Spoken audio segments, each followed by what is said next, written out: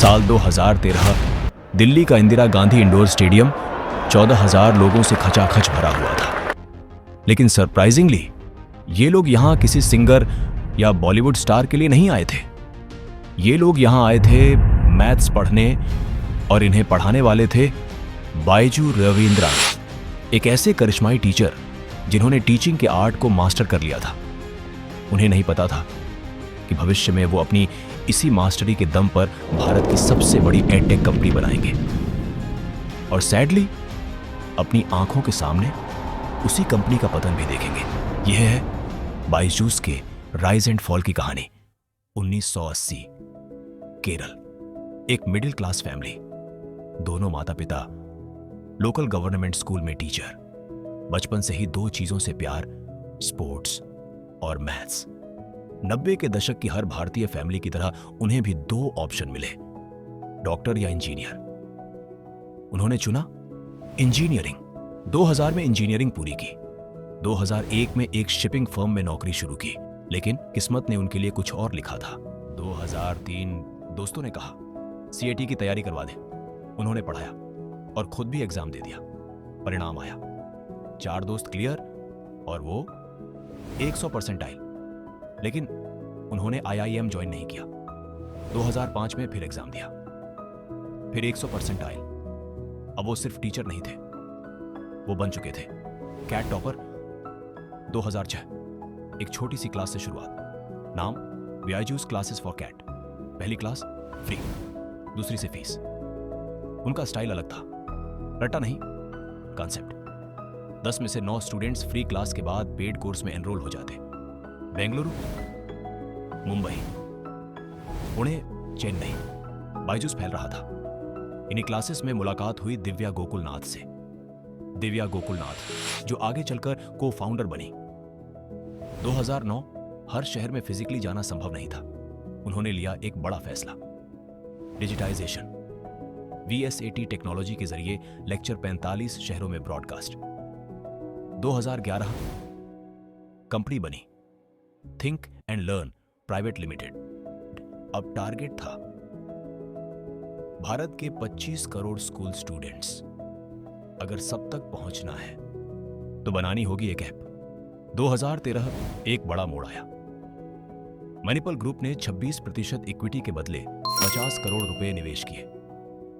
Mobile app development शुरू हो चुका था। 2015 फाइनली लॉन्च हुआ बायजूस लर्निंग ऐप। जून 2015 सिक्वोया कैपिटल ने $25 मिलियन निवेश किए। $25 मिलियन मतलब लगभग 207 करोड़ रुपए। 2016 मार्क जकरबर्ग की चांद जकरबर्ग इनिशिएटिव ने $50 मिलियन निवेश किए। $50 मिलियन मतलब लगभग 415 करोड़ रुपए। अब बायजूस सिर्फ एक टीचर का ब्रांड नहीं था, वो बन चुका था इंडिया का सबसे तेज बढ़ता एडटेक स्टार्टअप। अब शुरू हुआ बायजूस का असली इंजन। सेल्स टीवी एड्स चलते थे, पेरेंट्स ऐप डाउनलोड करते थे।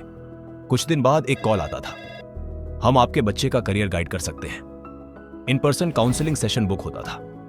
बच्चे से पूछा जाता था एक सर्कल में कितने पॉइंट्स होते हैं। ज्यादातर बच्चे जवाब नहीं दे पाते। फिर दिखाई जाती थी एक हाई क्वालिटी वीडियो और वही बच्चा दोबारा सही जवाब देता। Parents Impress, deal closed. 2018 valuation crossed $1 billion मतलब 8,300 करोड़ रुपए। इंडिया का पहला एडटेक यूनिकॉर्न।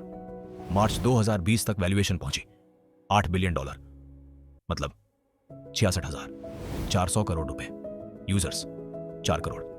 फिर आया कोविड-19। 2020 टेक सेक्टर में निवेश आया $2.22 बिलियन, लगभग 18,426 करोड़ रुपए। 2021 निवेश बढ़कर हुआ $4.16 बिलियन, लगभग 34,528 करोड़ रुपए। इनमें से लगभग 50% पैसा सिर्फ बायजूस को मिला। फिर शुरू हुई इनसे acquisition spree. White Hat Junior खरीदा $300 मिलियन, लगभग 2,490 करोड़ रुपए। Epic, Great Learning, Toppr, Gradeup और सबसे बड़ा Aakash institute $1 billion deal, approximately 8,300 crore rupees, March 2022 employees 58,000 valuation $22 billion मतलब 1,82,600 करोड़ रुपीस पीक अचीव्ड। 2022 दुनिया सामान्य होने लगी, स्कूल फिर से खुल गए, ऑनलाइन पढ़ाई से थके हुए बच्चे अब वापस क्लासरूम में थे। पेरेंट्स को भी एहसास हो चुका था ऑनलाइन पढ़ाई के दौरान बच्चे पढ़ाई से ज्यादा यूट्यूब, गेम्स, सोशल मीडिया में खो जाते थे। बायजूस ने सोचा था एक बार आदत लग गई तो ऑनलाइन लर्निंग हमेशा चलेगी, लेकिन यह सबसे बड़ी गलत गणना थी। ग्रोथ धीमी पड़ने लगी। अब समस्या साफ थी, वैल्यूएशन बहुत बढ़ी लेकिन सेल्स उतनी तेज नहीं। टारगेट्स बढ़ाए गए, प्रेशर बढ़ाया गया। रिपोर्ट्स के अनुसार सेल्स रेप्स को 14 से 14 घंटे काम करना पड़ता था, लंच ब्रेक तक टारगेट पूरा किए बिना नहीं। हर सेल्समैन को हर हफ्ते लगभग 1 लाख रुपए की सेल्स लानी होती थी। 2022 में नया नियम, मिनिमम 50% टारगेट नहीं पूरा, इमीडिएट टर्मिनेशन। अब सेल्स बन चुकी थी सर्वाइवल टारगेट के दबाव में।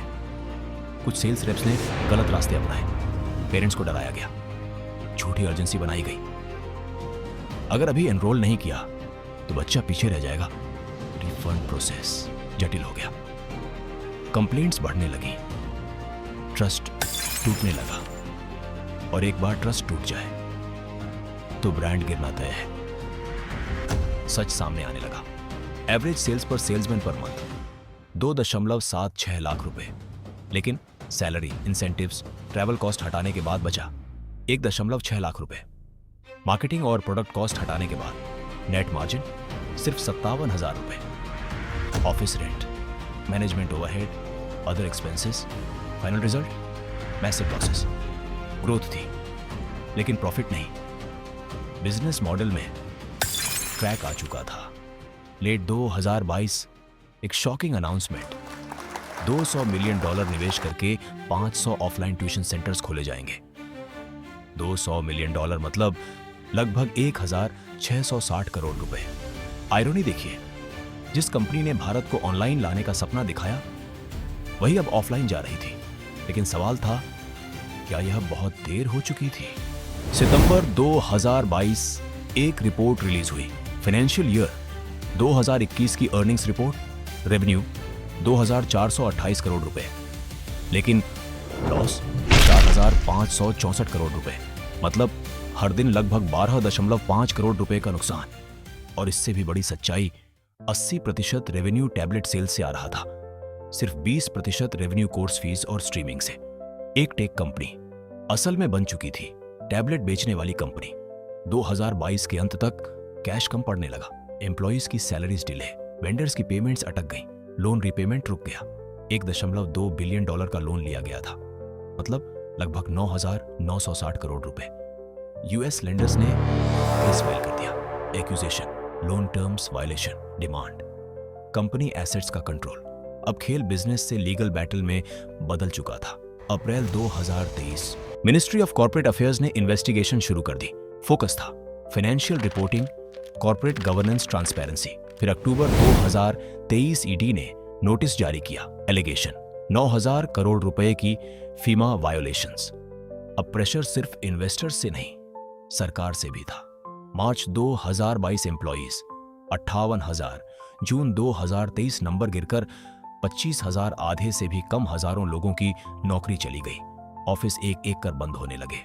बेंगलोर छोड़कर भारत के बाकी ऑफिस शट। ग्रोथ की कहानी अब सर्वाइवल की कहानी बन चुकी थी। पीक वैल्यूएशन $22 बिलियन, 1,82,600 करोड़ रुपए। जनवरी 2024 वैल्यूएशन गिरकर रह गई $225 मिलियन, मतलब लगभग 1,867 करोड़ रुपए, लगभग 99% गिरावट। 1,80,000 करोड़ रुपए से ज्यादा वेल्थ गायब। इंडिया का सबसे बड़ा ईडटेक सपना लगभग कोलैप्स। अब सवाल था, क्या वापसी संभव है या यह कहानी यहीं खत्म? सितंबर 2023 एक और झटका। Board of control for cricket in India ने इंसॉल्वेंसी प्रोसीडिंग्स शुरू कर दी। कारण स्पॉन्सरशिप पेमेंट्स पेंडिंग। जो कंपनी कभी इंडियन क्रिकेट टीम की जर्सी पर थी, अब खुद सर्वाइवल की लड़ाई लड़ रही थी। कॉर्पोरेट इमेज पब्लिक ह्यूमिलिएशन में बदल चुका था। यूएस एक्सपेंशन के सपने के लिए खरीदा गया था। एपिक परचेज प्राइस $500 मिलियन से अधिक, लगभग 4,150 करोड़ रुपए। लेकिन 2023 में उसे बेचने की घोषणा हुई, लगभग $500 मिलियन वैल्यूएशन पर। मतलब मैसिव लॉस एक्सपेंशन स्ट्रेटेजी। सबसे बड़ा एक्विजिशन था Aakash Educational Services Limited, deal size $1 billion, लगभग 8,300 करोड़ रुपए। 33 साल पुरानी कोचिंग जायंट। लेकिन एक्विजिशन के बाद integration challenges, internal friction, management conflicts. अब आकाश ही बचा था जो स्टेबल रेवेन्यू दे रहा था, बाकी एक्विजिशन लॉस में। इन्वेस्टर्स नाराज, board members resign, auditors resign. Corporate governance सवालों में लीडरशिप पर ट्रस्ट कम होता गया, फाउंडर पर प्रेशर बढ़ता गया। जो कभी इंडिया का एडटेक हीरो था, अब कंट्रोवर्सी का चेहरा बन चुका था।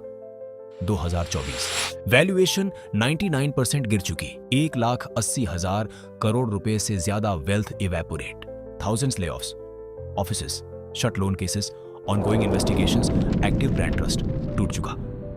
इंडिया का सबसे बड़ा एडटेक सपना ऑलमोस्ट कोलैप्स। अब सवाल क्या, कमबैक पॉसिबल है या ये चैप्टर यहीं खत्म? शुरुआत में मिशन था एजुकेशन को बेहतर बनाना, लेकिन धीरे धीरे फोकस बदल गया। यूजर से ज्यादा वैल्यूएशन महत्वपूर्ण हो गई, रेवेन्यू से ज्यादा फंडिंग हेडलाइंस जरूरी हो गई। हर नई फंडिंग राउंड के साथ वैल्यूएशन बढ़ती गई। $1 बिलियन 8,300 करोड़ रुपए, $8 बिलियन 66,400 करोड़ रुपए, $22 बिलियन 1,82,600 रुपए। लेकिन सवाल यह था, क्या बिजनेस उतनी तेजी से बढ़ रहा था जितनी तेजी से वैल्यूएशन? आंसर था नहीं। मिस्टेक नंबर 1, ओवर एक्सपेंशन, हर सेगमेंट में एंट्री, हर कॉम्पिटिटर को एक्वायर करना। Mistake number 2, debt financing, $1.2 billion loan, लगभग 9,960 करोड़ रुपए। Mistake number 3, sales over product, pressure tactics, trust erosion. Mistake number 4, pandemic को परमानेंट ट्रेंड मान लेना, लेकिन ट्रेंड्स टेम्परेरी होते हैं। हर बबल में एक कॉमन पैटर्न होता है, early success, rapid expansion, public praise, investor FOMO और फिर रियलिटी चेक। जब तक पैसा आ रहा था सब सही लग रहा था, लेकिन जैसे ही फंडिंग रुकी क्रैक्स दिखने लगे। कैश फ्लो ही किसी भी स्टार्टअप की असली ऑक्सीजन है। ऑक्सीजन खत्म तो एम्पायर भी खत्म। Lesson number 1, profitability matters. Lesson number 2, governance matters. Lesson number 3, trust is everything. Brand बनाना मुश्किल है, लेकिन खोना बहुत आसान। वैल्यूएशन टेम्परेरी है, लेकिन रेप्यूटेशन परमानेंट। एक समय था जब बाइजू रविंद्रन को इंडिया का एडटेक हीरो कहा जाता था। आज वही नाम कंट्रोवर्सी से जुड़ चुका है, लेकिन हिस्ट्री गवाह है, कई बड़ी कंपनियां गिरी हैं और फिर उठी भी हैं। Apple, Tesla, Netflix. तो सवाल अब भी वही है, क्या कमबैक पॉसिबल है या ये चैप्टर यहीं खत्म?